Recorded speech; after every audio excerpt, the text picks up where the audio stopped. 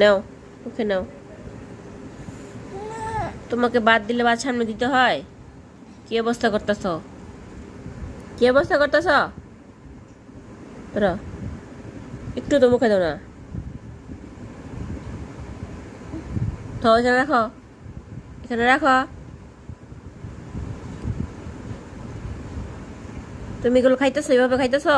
দুই হাত মা খাই খাইতেছো, মুখে তো বার করছো কেন? আবার কান্না করো কেন? মুখে দিয়ে কেন বার করছো? আবার জেদ দেখাও? হ্যাঁ, মুখে দিয়ে কেন বার করছো?